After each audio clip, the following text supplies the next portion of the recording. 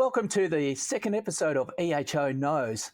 In our last episode, in our inaugural episode, we talked to Lauriston Muirhead and discovered how a single egg gave 100 people food poisoning and totally destroyed a business, forcing people to eventually move out of town.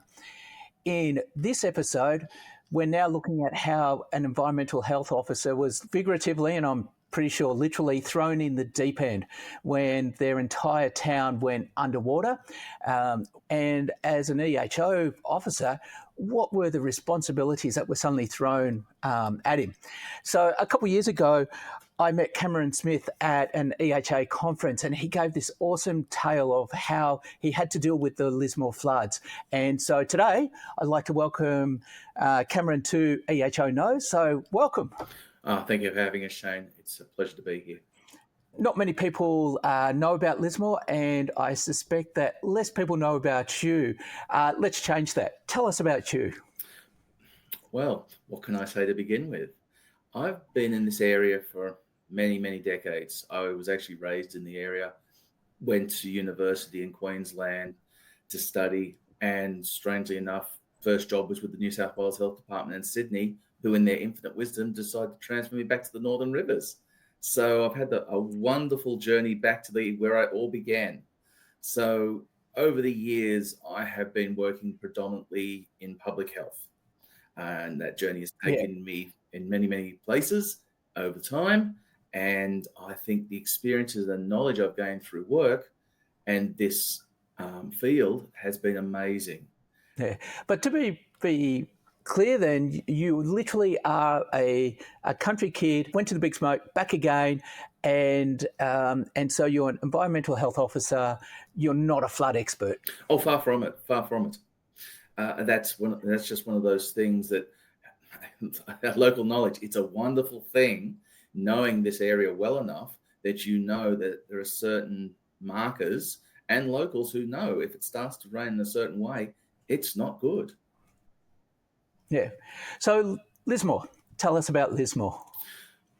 Pre-2022 flood, Lismore was actually the economic and business hub for the Northern Rivers of New South Wales.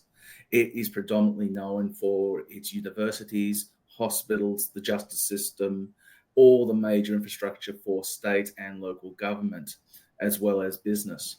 So it basically is the linchpin in the Northern Rivers to support places like Byron Bay, Ballina, the casino, and provides a lot of jobs, employment, and lifestyle. A lot of people come here for the lifestyle. We're close to the beaches, but far enough inland, so if you enjoy your rainforests, you can have that tranquil life as well.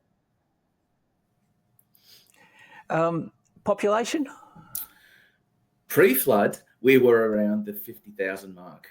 Post-flood, probably about 40,000. And that's a very generous estimation. Yeah. So we're talking about a single event that, wipes the CBD off the face of the earth and has had that huge impact now on the city as a whole. And I guess timing would have been really, really bad in terms of this is 22, just as COVID is, really starting to sink in, lockdowns on, lockdowns off or whatever. There were just so many other factors coming into play that meant that as a city, it was really hard hit in the first place. I think that's probably a very good point that before the flood, we had gone through the 2017-18 bushfires. We had then moved into a pandemic, which was still underway at the time in 2022 when the flood hit. So the city of Lismore had been going through many, many years of some sort of natural disaster. And that takes a lot of wear and tear on people, especially during COVID, as most people would be aware, between lockdowns, restrictions, freedom of movements were taken away. So this all plays into what do you do when there's actually a natural disaster hitting? How do you then deal with that and try to, at the same time, worry about COVID? So take us to the day when it all happened. What happened? Obviously, it was a wet day. Well, I think, as most people have heard the saying, it never rains, but it pours. But I think on this particular day, I think that was an understatement. Now, It was the end of February, and there was a La Nina event in southeast Queensland. Now, Brisbane as well was being impacted by this weather, but the way the weather system was modelled and working, it was supposed to be heading out to sea. Unfortunately, what happened is with that event is it went out to sea and intensified. And then as the weather events are circular, the impacting onshore winds drove all this warm, moist watered air back in across the coastline. And of course, it dumped down on my region. I believe from memory, it was around in one day about 400 mils. And that's by anybody's standard, a lot of water. So which day of the week was it? It was on the 28th of February. I believe that was a Monday from memory. So start of the week, end of the weekend, most people are coming back to work to do their regular routine stuff. And copping 400 mils of rain. So it's a depressing day overall. Not much is going to be happening in town. Are people scared or are people worried at this stage? Now, this is the thing about Lismore. For those who have been there a long time, they've been through many, and I'm going to say many floods. But as time goes on, new people move to a region. New people are moving out of Sydney. They're coming up the coast. They're buying into the lifestyle of a country life. So they're buying property in flood-prone areas, not realising that it's been 5 years since the last time Lismore had a flood. So in 2017, there was a major flood, major disaster. 5 years is a long time for many people who either moved on, moved to the area, resettled, etc. So a lot of people were not prepared for this, including business owners as well as housing. People just went, there's a lot of rain here, but didn't realise. I think what's important is that Lismore, and what makes it unique, is it's actually built on the convergence of two river systems, which literally runs right through the middle of town. Because Lismore was originally founded as a logging town. Lots of beautiful cedar in this area back 150 years ago. So the use of the river to transport timber downstream was great back in those days, but the town then evolved and people built houses, they built industry, all on the floodplain. So Lismore's like the perfect recipe for, if you want to have a disastrous flood, let's get plenty of water coming in from multiple directions. Beautiful hills around to funnel it into those rivers. You've got the rivers which then take that runoff, which then accelerates it and channels it. And then when it finally hits a floodplain, it just flattens out across everything. And then on top of that, you've got housing, the price of houses that are out of control in Australia. And so, we'll be prepared to live in a floodplain. It's not going to happen. Place may be a bit cheaper, or just sheer lack of supply. So you've now got people in a place where we just shouldn't have people.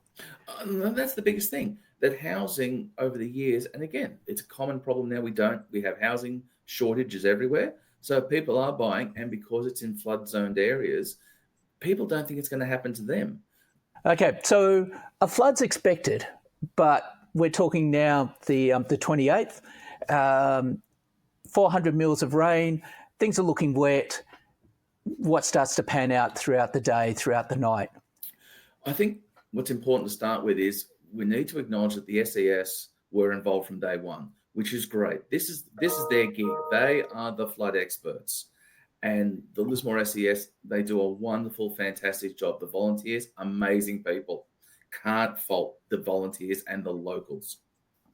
So as the rain is coming, water's rising, the SES is starting to put out severe weather warnings that there may be moderate to major flooding.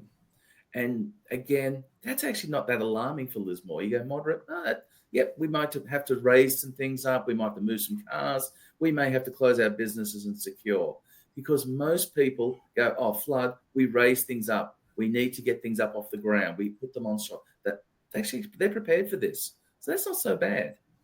We even have a levee in the city which was built to withhold up to 10 metres of water to protect the actual business district.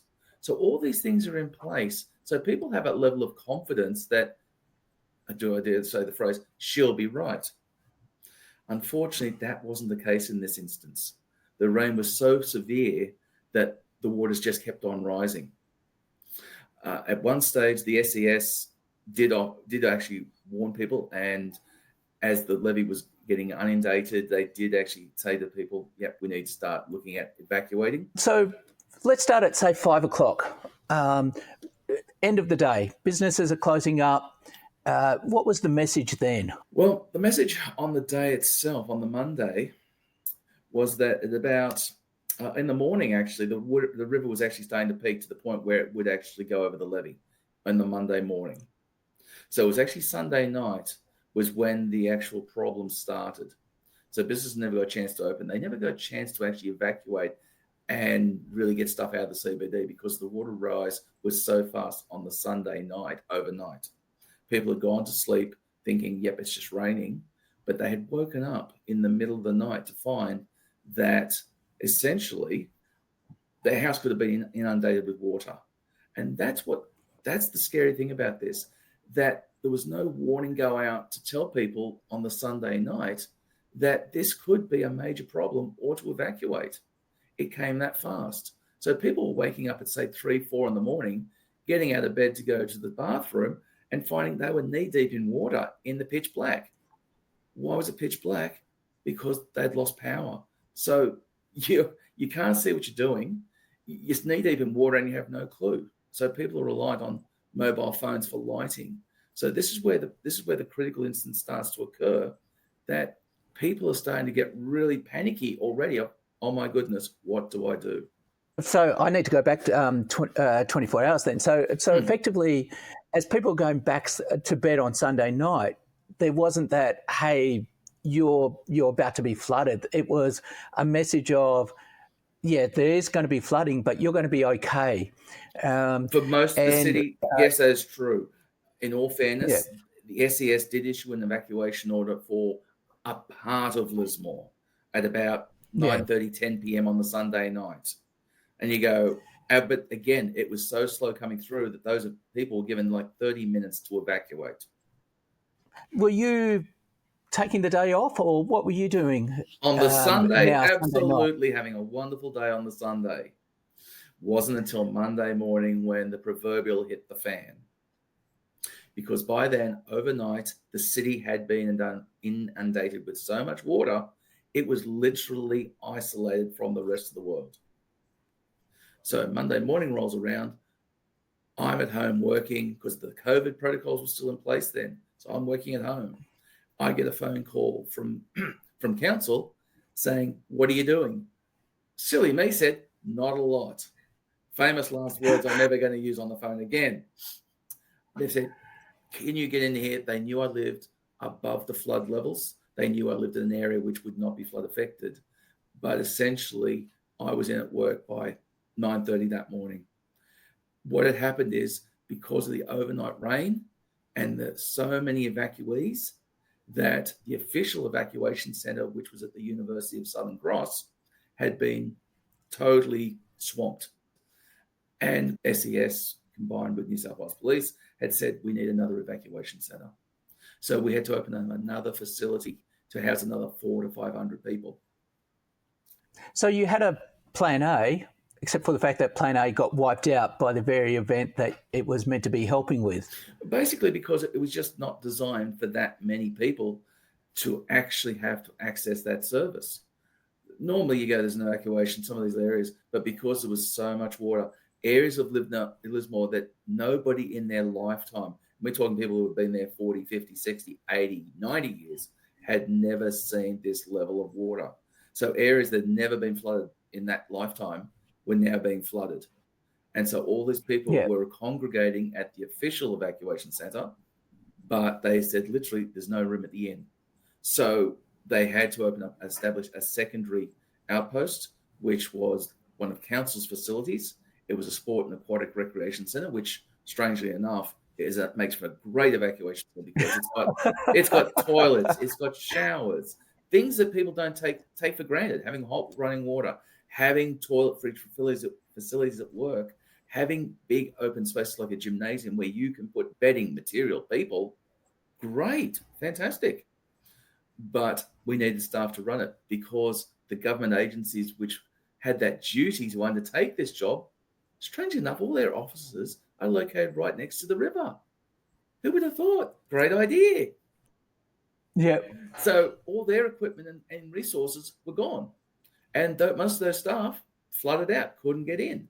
So it was then tasked to council to try and manage this, which is outside our normal scope. We do the rates, roads, and rubbish. That's our expertise. Throwing evacuation centres in, that's a whole new ballgame. Yes. But then, like, it's interesting just thinking about it. You need a large amount of space, but then you need sewerage, like just something as fundamental as sewage, water, hot water.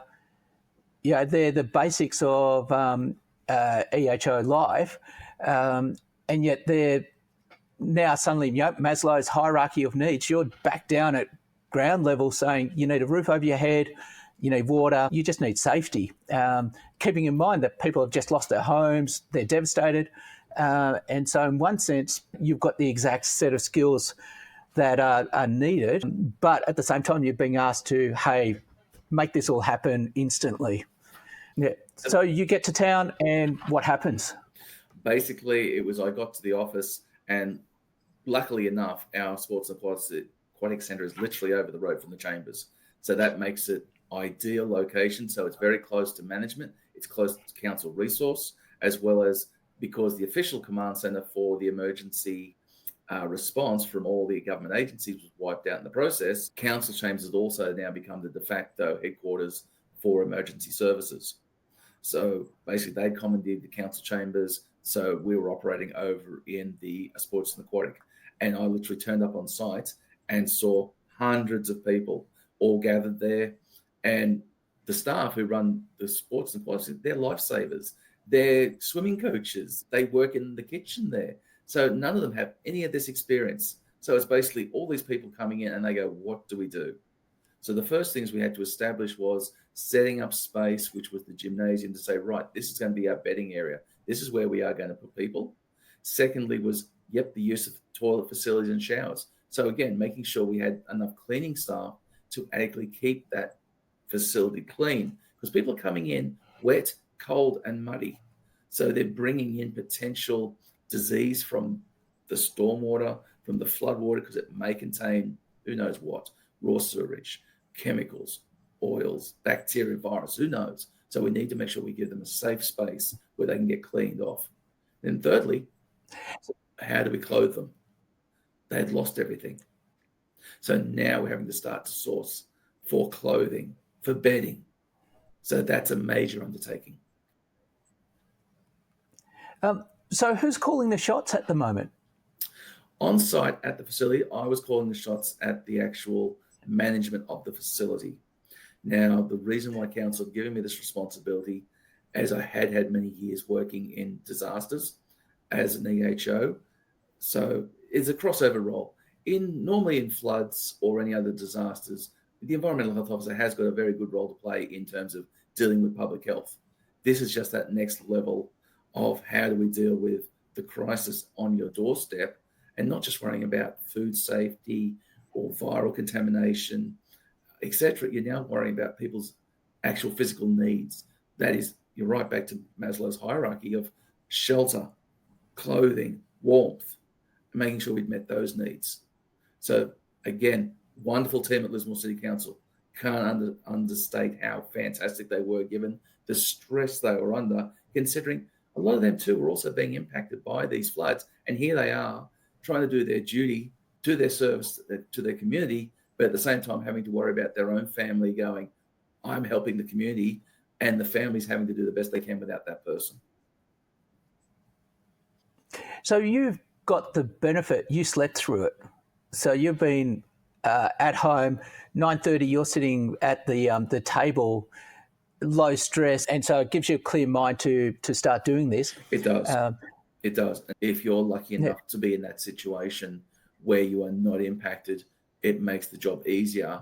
But at the same time, you can also be and sympathy and understanding and not being patronizing of people who are going through this is key. To say to someone, I understand your grief, I understand your loss. Don't bullshit people if they know full well that you haven't experienced any of it. You're better off saying, I cannot understand a thing you are going through, but I'm going to do my darndest to make your life better from now on. And people appreciate that no nonsense, because when people come across as patronizing, that's the last thing they want to hear. And we had politicians and we had senior state agencies coming in and doing exactly that.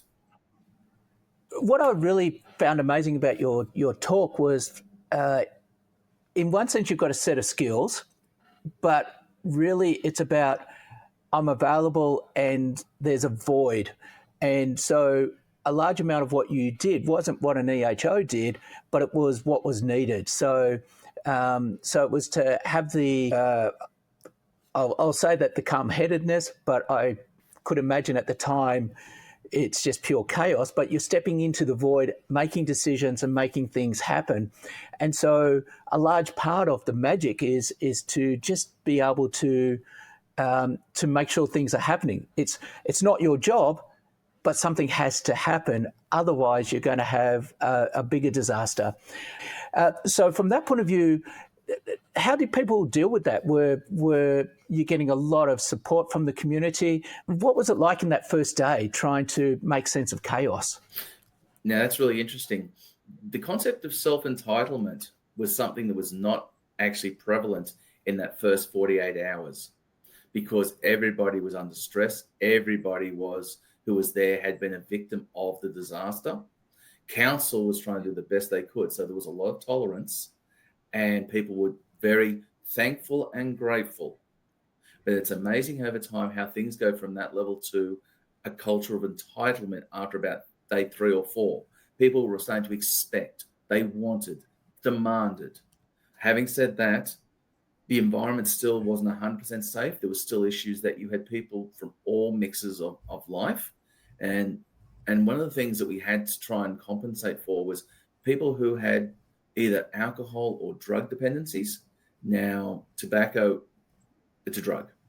Whether you're for or against, let's just move on from that. But people had a need for their nicotine fix. Where are they going to get tobacco when everything is underwater? So trying to source these things, that you go, we've lost 2 major shopping centres, which would be basically supplying most of the needs for the city, have all gone. So we're down to only one Coles, one Woolworths to basically feed the entire what's left of the city. It didn't take long for things to run out and disappear off the shelves.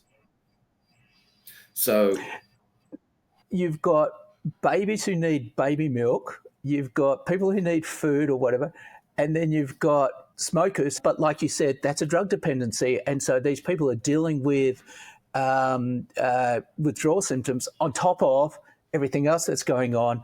And so suddenly a packet of cigarettes becomes a really important thing. And yet, a very valuable commodity. Now, and this is where I've got to be very careful, because we're trying to meet mental health needs now. We're not advocating or supporting it, but we know we have people who generally do need to have tobacco because they have a drug dependency. Now, it's a legal substance. So what I was able to do was, again, having connections working in the food industry with Coles and Woolworths, we could get supply. But via having volunteer nurses and doctors who just happen to be living in the area, they would then control that supply and issue it as they saw fit to those who need it. So it wasn't just we just hand cigarettes out. They then would control that supply to ensure that patients, well, we'll call them patients because essentially that's what they were. Just because you have a flood doesn't mean your daily life stops or anything that you're dependent on. Medication, big problem for those who've lost their medications. Again, we had access to 2 pharmacies, which were really amazing coming to the party, being able to get stuff via them because people didn't have scripts necessarily. So this was becoming quite a challenge. So now you've got, all your immediate ones like diabetes, which is life or death within hours. But I assume that there's a lot of other medication that comes under that sort of category. And so did that fall upon you to be making sure that this is coordinated, or? That was part of my role in terms of coordinating it.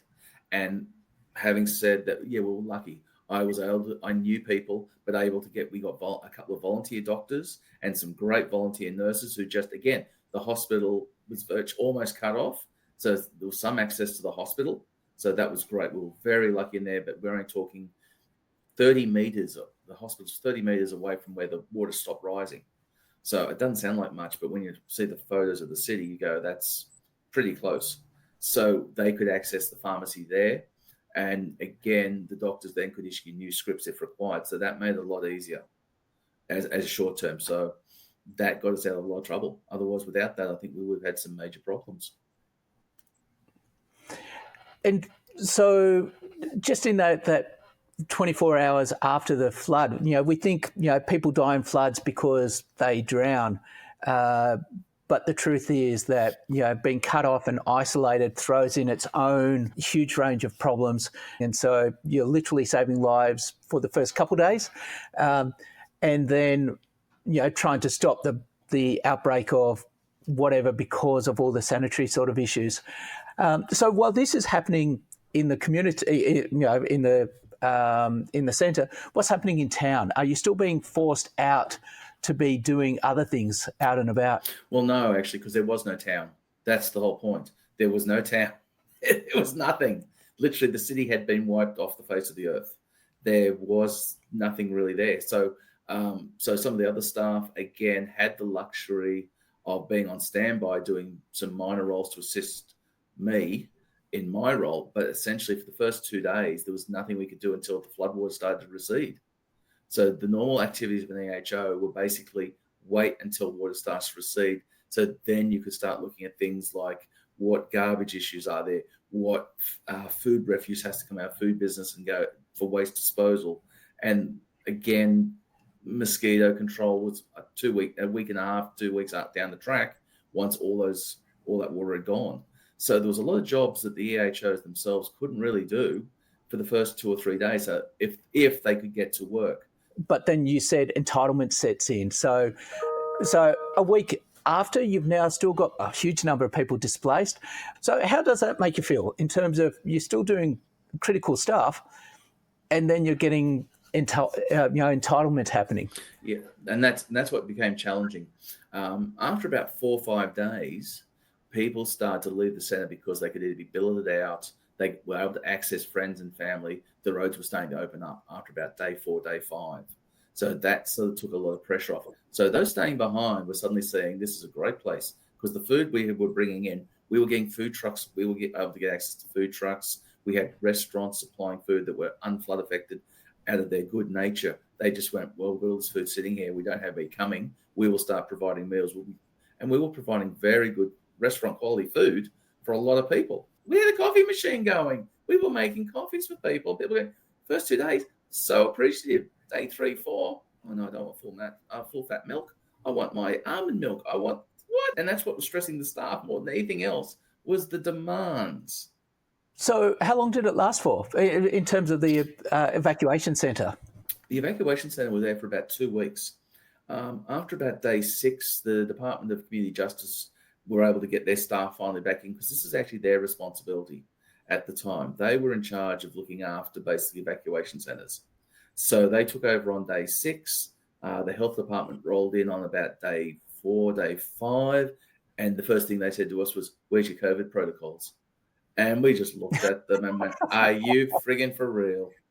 Because I went, the city supply of masks was about 10 feet underwater. What would you like me to use? Having said that, strangely enough, the moment the health department turns up, we had an outbreak. We had to then turn part of the gymnasium into an isolation ward, which was a challenge in itself. It was just, but we didn't have any ways of testing people. There was no test kits. There was no masks. There was no sanitizer. We could get our hands on some, but it was, again, what we had was what we had. You go with the flow. I think it'll also be really funny looking back on this video in 10 years' time when we suddenly have these people who, COVID is a long since dim memory, and we'll also be playing the what if games, and what should we have done differently? For you, looking back upon that, the week or two, is there anything you would have done differently now, or?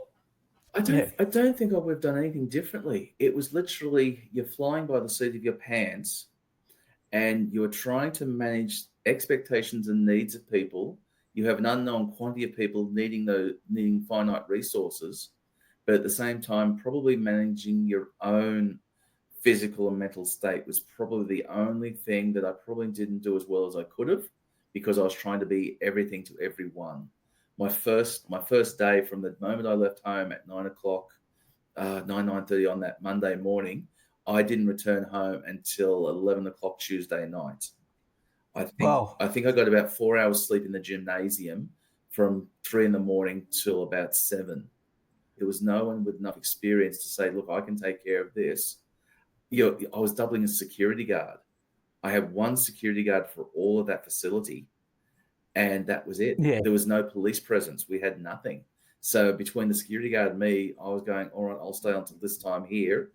And they'd swap the security guards out every 8 hours, so we'd have one. But when you've got that many people, you've got to worry about people thieving. Pedophilia was another issue. So many children. And yes, luckily Yes. by the time the police did get up there, we had 2 pedophiles they had to deal with.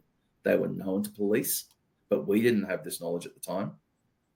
So yeah, so we couldn't, and you don't judge people. You can't judge them on past activities.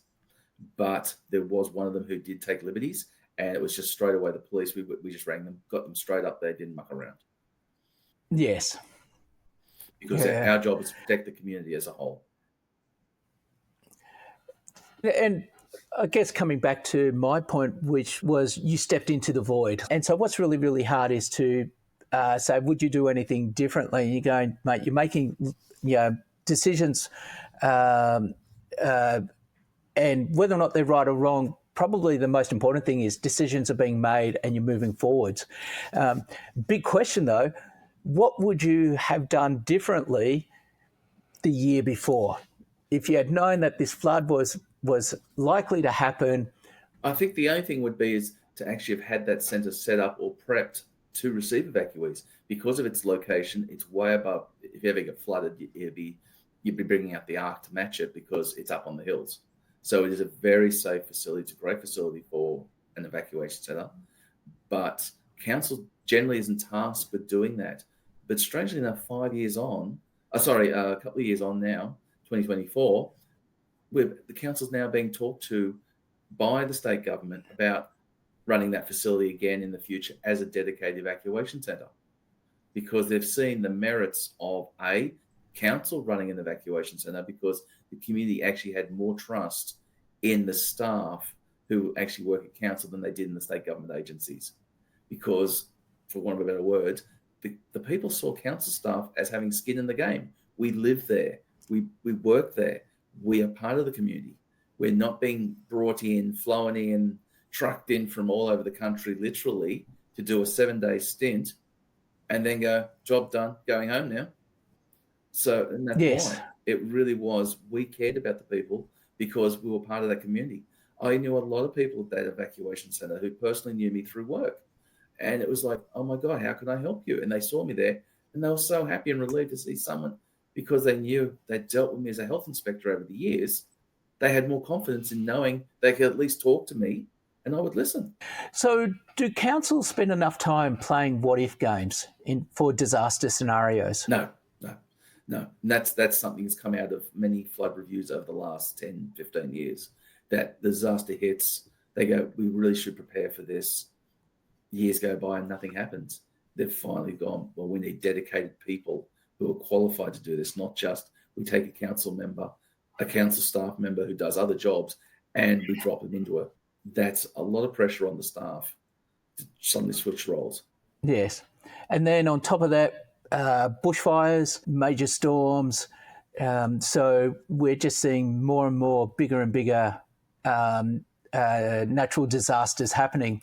And so, unfortunately, your story is going to go from being an exception to, well, wait a minute, it's just a matter of time before.